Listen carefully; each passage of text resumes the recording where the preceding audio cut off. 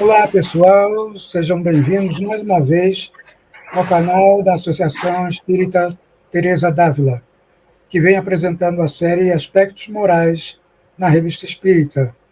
Série esta que tem como objetivo incentivar e divulgar a leitura e o estudo dos 12 volumes das revistas espíritas publicadas por Allan Kardec entre os anos de 1858 e 1869. Hoje nós vamos filosofar um pouquinho e vamos apresentar e vamos estudar o artigo intitulado Jean-Jacques Rousseau, mas como espírito. Vejam que interessante. E esse artigo está na Revista Espírita de agosto de 1861. E comigo, para filosofarmos juntos, estamos companheiros Sônia Hoffmann e Felipe Rocha. Olá, Felipe. Olá, Dudu. Olá, Sônia. Olá, os amigos que estão em casa. Mais uma vez estamos aqui reunidos, né? Para falar de mais esse artigo interessante, mais de um personagem, né, importante da história do mundo, que deixou seu nome marcado aí nas páginas da sociedade ocidental. E muito contente de estar com vocês reunidos de novo. Olá, Soninha. Bonsoir. Aujourd'hui, Jean-Jacques Rousseau. Muito bem, vamos falar sobre ele, não é, Felipe? Não é, Eduardo? Olá a todos vocês, queridos amigos, queridos companheiros que estão nos assistindo. Hoje nós vamos ter olhar para essa figura tão ilustre na nossa trajetória e conversar.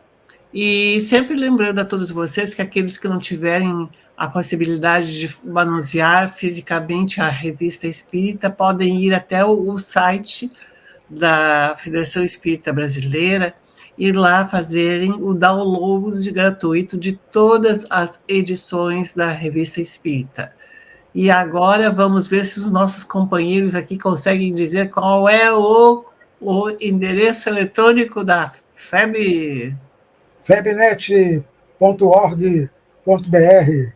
Muito bem, vai ganhar um pacotinho de bala. Então vamos lá. Bem, pessoal, para quem não conhece, né, Jean-Jacques Rousseau foi um grande filósofo do século XVIII e, além de filósofo, ele foi pedagogo, foi teórico da política e também, nas horas vagas, foi músico. E um bom músico, tanto que ele compôs uma ópera que ficou famosa na época, O Adivinho da Vila, né? Quem não conhece, procure no YouTube.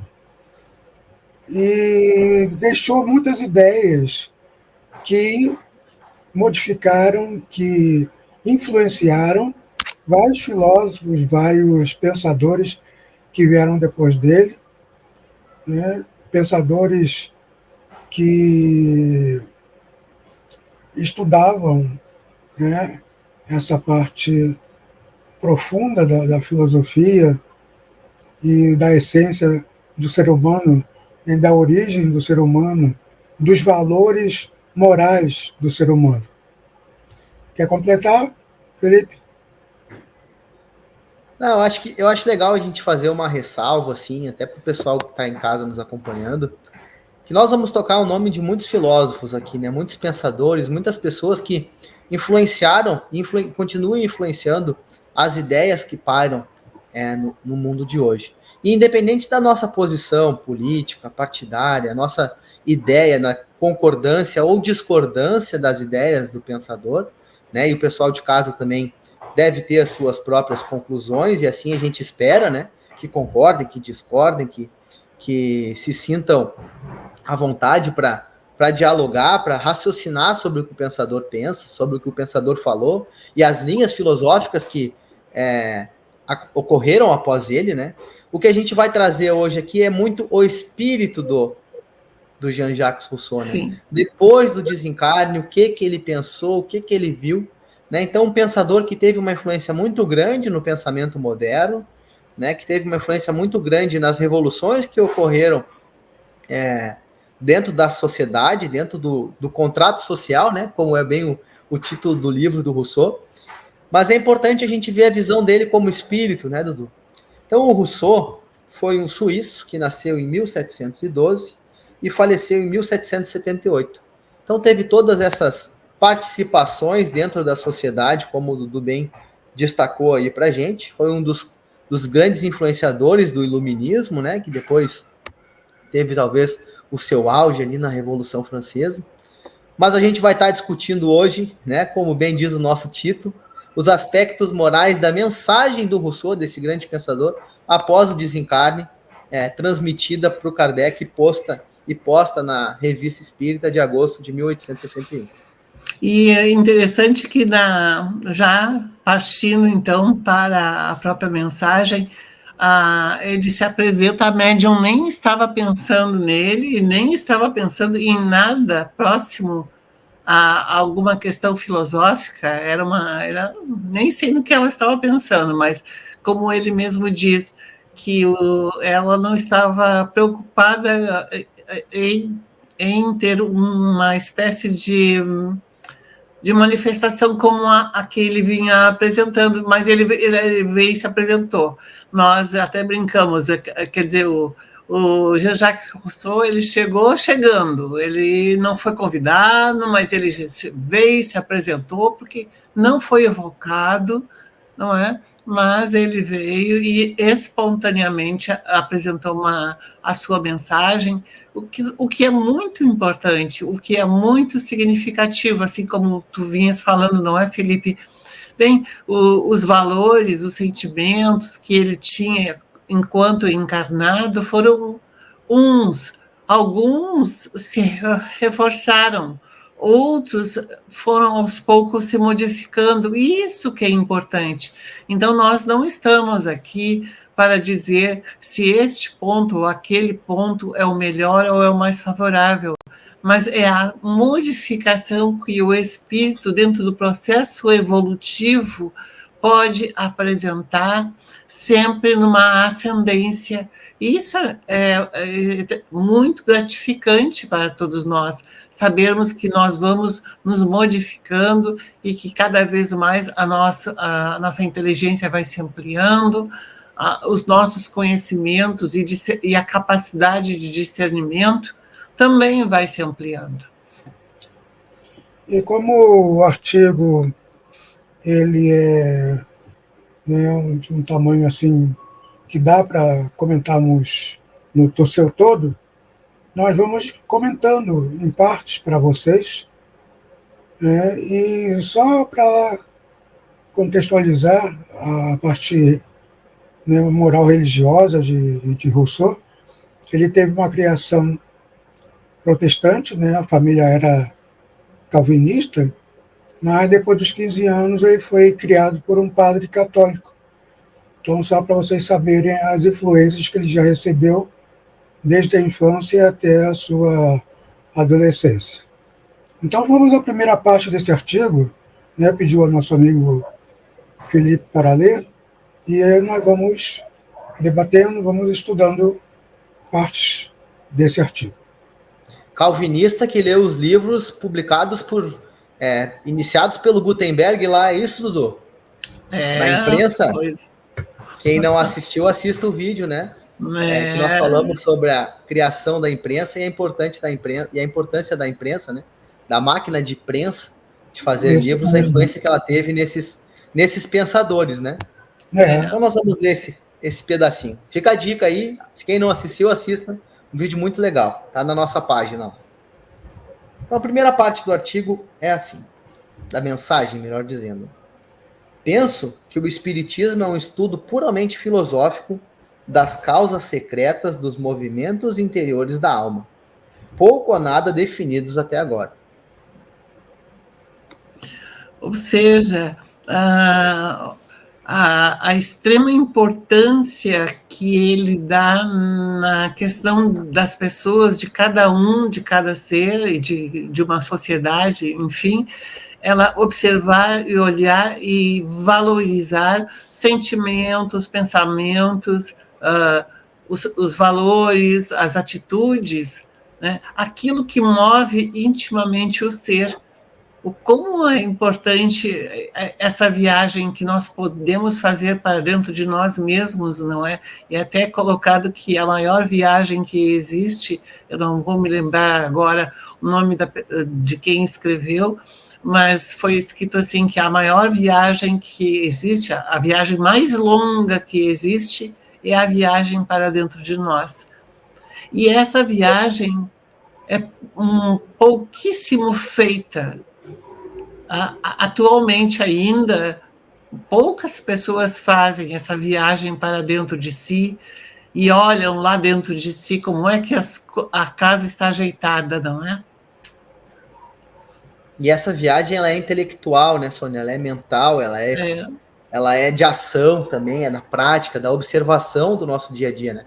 Ninguém está aqui falando para fazer uma viagem astral com elementos holísticos, né? Ayahuasca, nem nada disso, pessoal. Nem a hipnose, não é hipnose também, hipnose, não, por favor.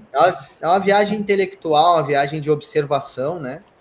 E claro que com as ferramentas do espiritismo, elas ficam muito mais fáceis da gente fazer, né? A gente não se limita à psicologia freudiana, né? Que põe tudo culpa na infância, né? Tudo é resultado de pequenas coisinhas que aconteceram na infância.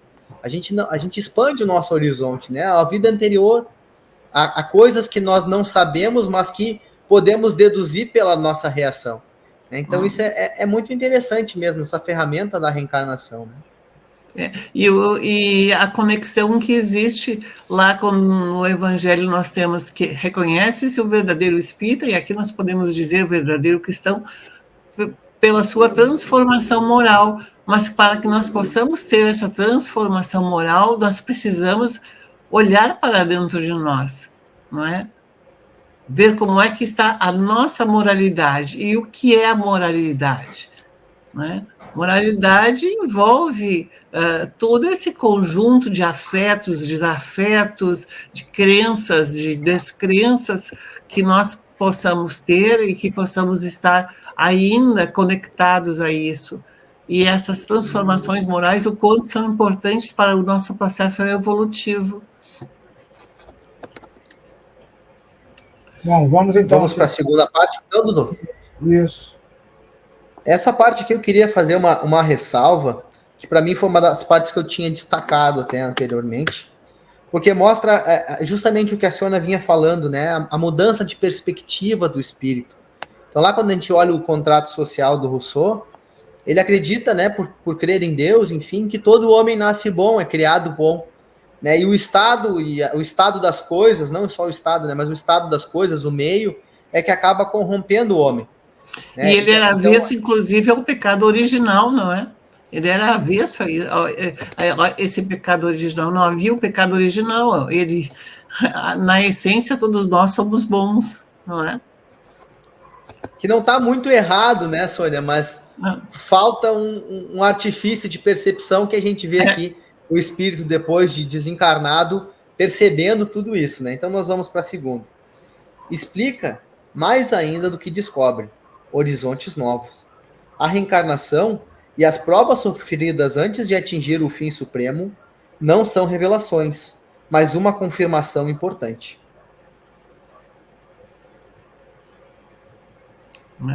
Então, vem muito mais do que descobrir, ele vem explicar, vem orientar todo esse movimento que nós vamos fazendo. Nós vamos vivenciando experiências e vamos vivenciando situações e interações e compreendendo tudo isso. E essas modificações vão acontecendo, vão se ajeitando, e nós vamos ali percebendo e nos transformando, realmente nos transformando. Então, ampliando estes horizontes. E esses horizontes, ele não vai ter fim, porque vai enquanto houver todo esse processo evolutivo, não é? E não disse, mas está ali nas entrelinhas que ele percebeu a reencarnação como uma lei natural. Não uma revelação, né, de algum profeta, ou, né, uma revelação que surgiu do nada. Faz parte da lei natural isso. O Espiritismo não tirou do nada a reencarnação. Né? O Espiritismo, com os seus princípios, justamente sistematizou os princípios universais.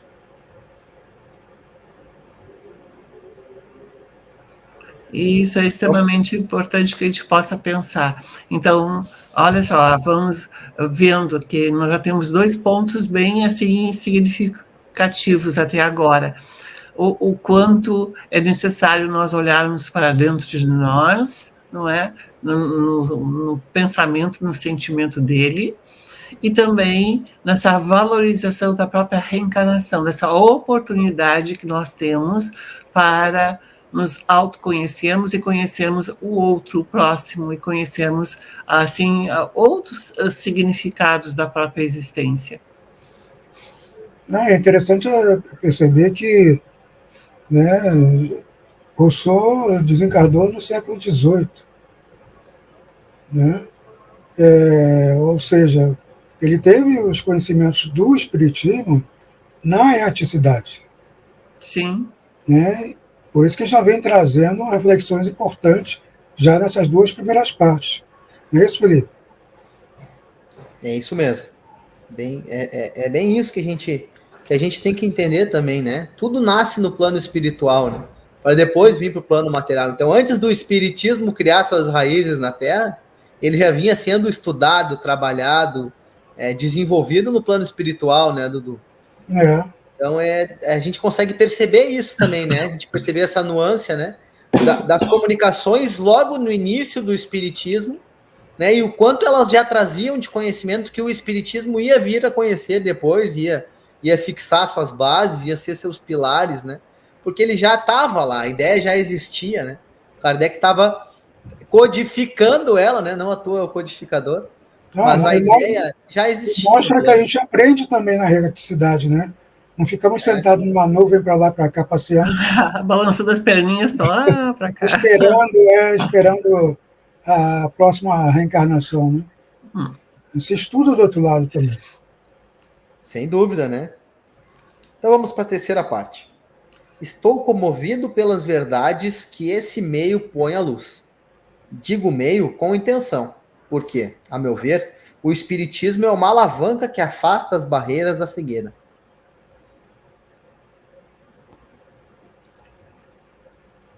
E o que é uma alavanca? A alavanca é um meio, realmente é um instrumento, mas ela, por si só, a alavanca não funciona. Ela precisa que alguém faça esse movimento, que alguém dê a ela, não é, este movimento. E quem é este alguém? Será que vocês conseguem chegar a... Será não, porque todos vocês, nossos ouvintes, são super inteligentes, vão saber responder, mas isso talvez vocês também possam perguntar para outras pessoas. Quem é que vai mover a alavanca do autoconhecimento, se não nós mesmos?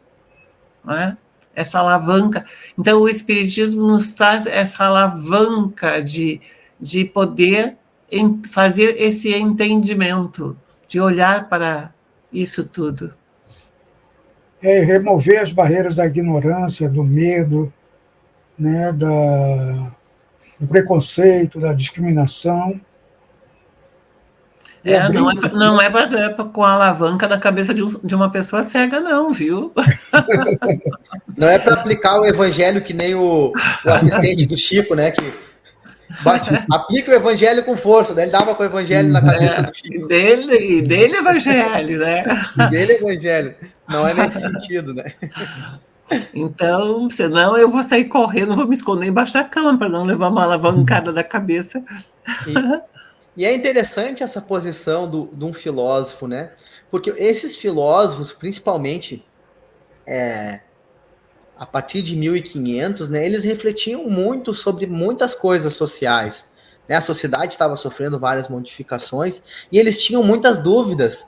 Né? E como diria o Sócrates, a dúvida é mais importante que a resposta, pois um dia a resposta chega. Agora, aquele que nunca duvida, nunca tem a resposta.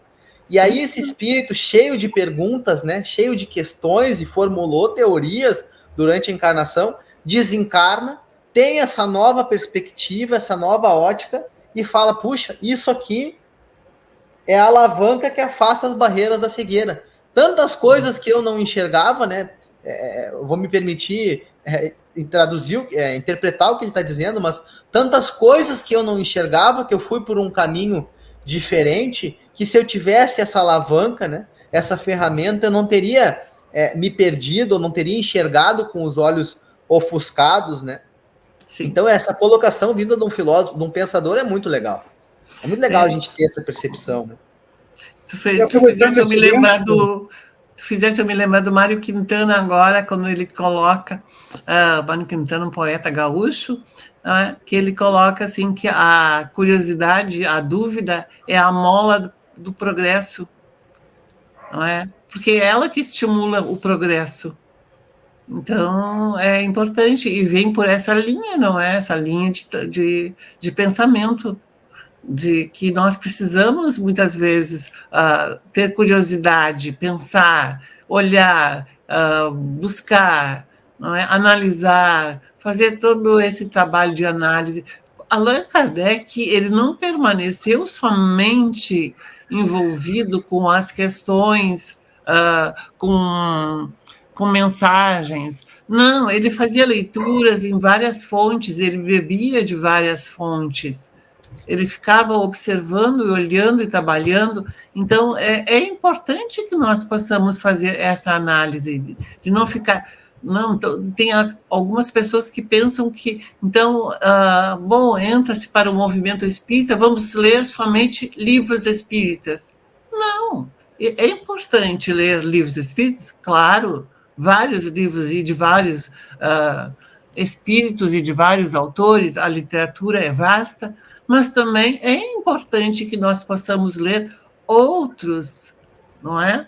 Outros que estão também, outros autores, para concordar, para discordar, para analisar, para conversar, inclusive. Isso é extremamente importante e é muito significativo na nossa vida.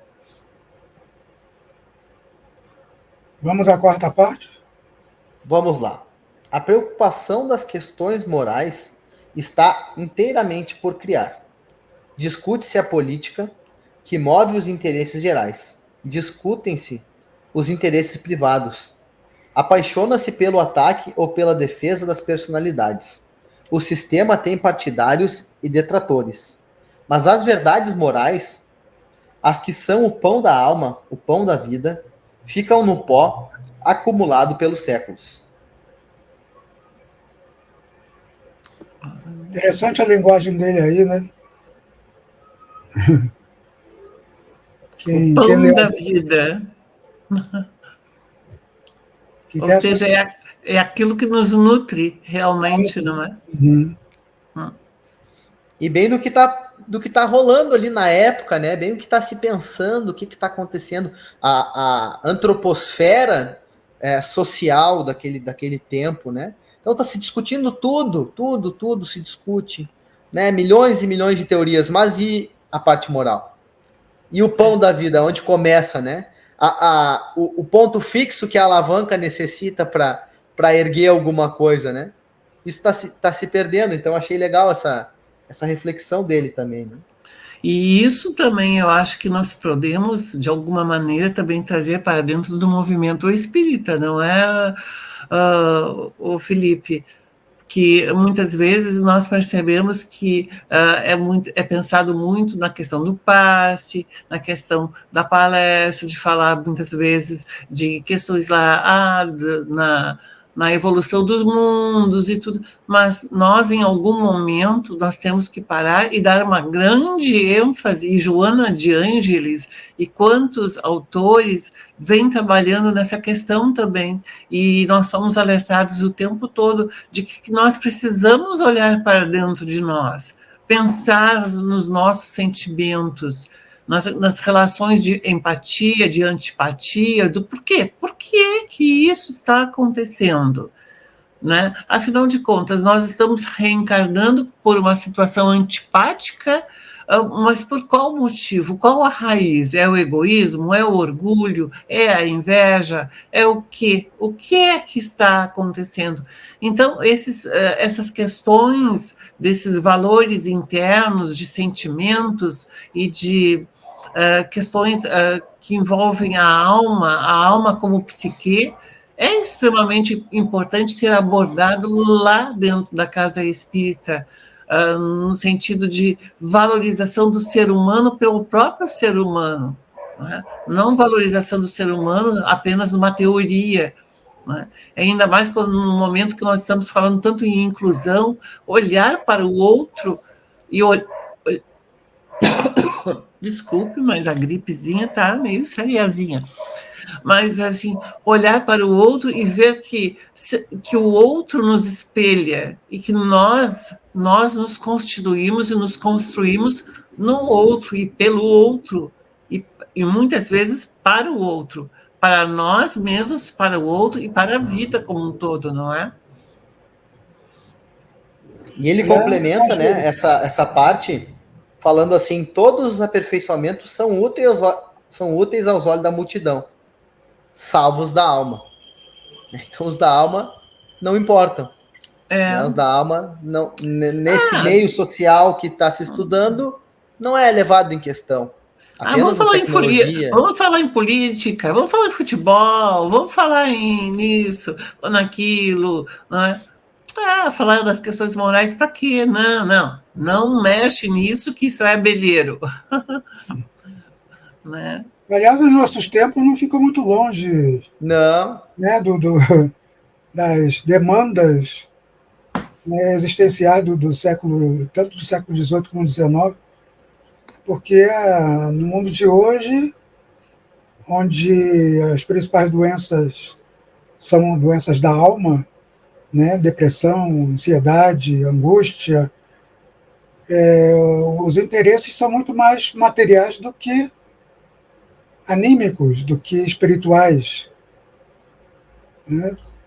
As pessoas ficam bastante apegadas às coisas materiais, às exigências do trabalho, às pressões do dia a dia, né? Muito mais nesse sentido material, de conquista das coisas, de você ter status, de você ter o celular do ano, você ter o carro, né, com mais recursos tecnológicos, e mais, né, outras cobranças que a gente sabe que a sociedade né, materialista cobra da gente o tempo todo.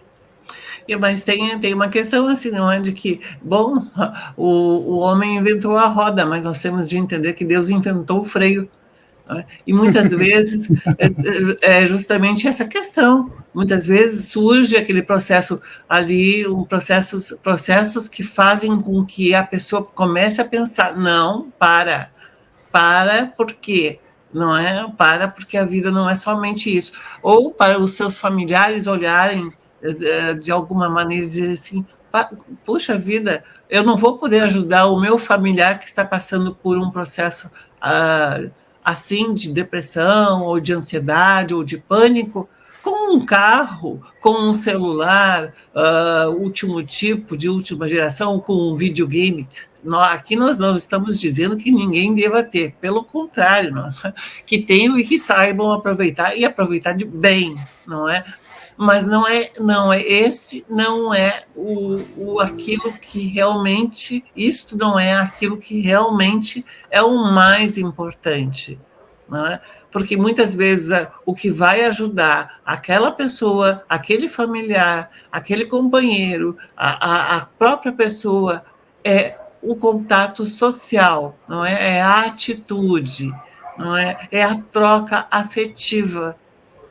Então, é isso que nós temos que começar a entender também, perceber, e é aqui que o próprio Rousseau ele vem falando que esse pão da vida ele vai se perdendo na poeira. E o que nós estamos fazendo com o nosso pão da vida? Nós estamos deixando embolorar lá no cantinho do armário? Então, vamos pensar nisso, pessoal. Vamos pensar no que a gente está fazendo com essas nutrições que são tão importantes para a nossa vida, para o nosso ser. Vamos para o quinto? E a gente está potencializando, né? Sim. Todas essas coisas que estavam sendo discutidas lá naquela época foram potencializadas para hoje, né? Exatamente. Quem foi o nosso último pensador? Né? Já pararam para pensar nisso? Quem é o grande pensador da atualidade? Quem é o grande intelectual que fala sobre a alma, sobre a evolução moral? Nós não temos, faz muito tempo. Faz muito tempo que o mundo não valoriza quem pensa. Né? Esses caras ainda estão nos anais da história, mas e agora? Quem nós temos? Quem vai ficar registrado lá no ano de 2100, quando lerem a geração de 2000, quem era o grande pensador da geração 2000? Então, é uma coisa para a gente refletir, né? Dá até um vazio, assim, porque realmente a gente não está falando de pensadores locais. Pensadores que Exato. ficaram mundialmente conhecidos, Exato. estudados, discutidos, né? A gente só vai falar praticamente de guerra, né? Quando olhar para os séculos, para o ano 2000, 2010, 2020, vão ser guerras, movimentos econômicos. Mas, enfim, né? É importante que a gente faça essa reflexão. É o nosso momento agora de sermos os protagonistas, né, Sônia? É verdade. Então vamos lá. Todo aperfeiçoamento são úteis aos olhos da multidão, salvos da alma. Sua educação, sua elevação são quimeras, boas só para encher os lazeres dos sacerdotes, dos poetas, das mulheres, quer como moda, quer como ensinamento. Então, são bons só para os outros, né? Para a sociedade como um todo, não são levados em conta. É. E se nós formos pensar assim, sobre essa valorização que os próprios dirigentes de nações, né? Por que tanta violência que nós estamos tendo hoje na Terra? Por que tantas relações difíceis entre nações, não é? Mas será que existe nos governos algum departamento que pense em estratégias e metodologias para trabalhar? Bom, como valorizar um povo? Né? Outra vez, agora também me lembrei de um escritor, o Léo Buscaglia, que ele é italiano e ele foi para os Estados Unidos, e chegando aos Estados Unidos ele começou a incentivar, ele começou a dar aula na universidade, e ele começou assim, a dizer e valorizar o trabalho com os sentimentos. Então, ele apresentou como proposta para o reitor a disciplina chamada amor. Daí olharam para aquilo e disseram, mas não, tu não vai ter nenhum aluno. Foi exatamente a disciplina que tinha alunos inscritos até por 3, 4, 5 semestres adiante. Tem uma palestra do Divaldo muito legal sobre isso, né? Não sei se você já viu, Sônia. Ele fala exatamente sobre esse caso que tu está comentando aí. Ah, é? Não. Muito bacana. Né? Então, e tem a terapia do abraço também, quer dizer, olha só a grande importância desse afeto, dessa troca, desse intercâmbio entre as pessoas, dessas relações de empatia, de reciprocidade, né? De valorização do ser como um ser, criação de Deus. Isso é muito lindo. E para encerrar o artigo?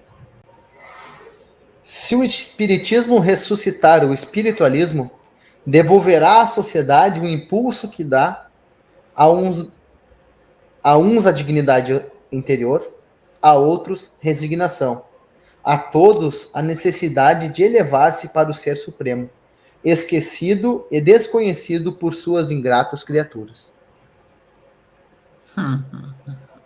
Lindo fechamento, né?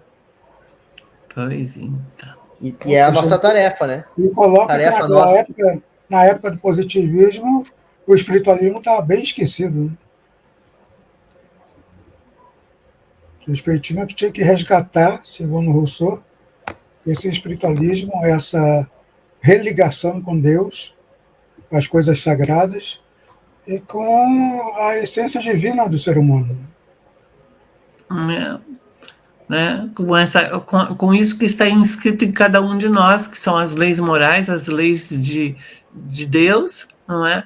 Que estão escritas em nós, mas estão escritas no nosso próximo, quer dizer, está inscrito em todos nós e vamos então trabalhar com essas questões todas. Isso nos conecta com Deus, ama a ti e ama o teu próximo, não é?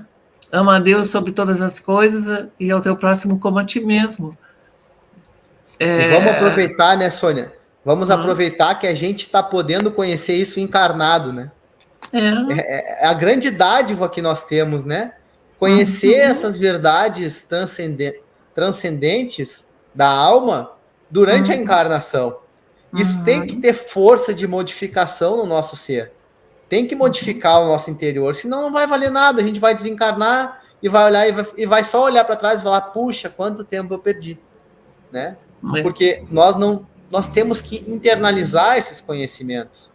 Né? Nós já temos essa ferramenta. Ou seja, então, né, nós não podemos deixar as coisas se perderem na poeira, e se elas já estão perdidas, está na hora de a gente começar resgatando isso tudo e colocar em prática. Vamos recalcular a nossa rota, vamos modificar os nossos pensamentos, não é vergonha, não é aquelas pessoas que elas estão muito preocupadas em regras, em rigidezes, no rigor da regra. Não, calma. Vamos olhar com um outro olhar mais amoroso, não é? Com um olhar mais cristão, mais fraterno para o outro e para nós mesmos, para a sociedade, para todos aqueles. Então, isso vai repercutir nas nossas vibrações, nas nossas orações, pelo outro, pela terra, pela paz na terra, pela paz na nossa intimidade, não é? Pela paz para aquela pessoa que não concorda com todos os nossos pensamentos e não precisa concordar. E muitas vezes é bom, não é, Felipe, que as pessoas não concordem totalmente com a gente, porque só assim a gente vai construindo um novo conhecimento, não é? É necessário, eu diria, né, Sônia? Que a gente discorde, porque a gente tem que ter o nosso pensamento e tem que aceitar e até incentivar que a pessoa tenha o pensamento crítico dela, desenvolva isso por ela, né? Caminhe com as próprias pernas, né? Exatamente. E tudo, Dudu, da nossa mensagem final aí? Eu quero retomar a nossa alavanca. Ele quer dar uma alavancada em mim. Não, guardemos essa imagem do espiritismo como alavanca de eliminação de barreiras, de preconceitos, de ignorância em todas as áreas do conhecimento humano.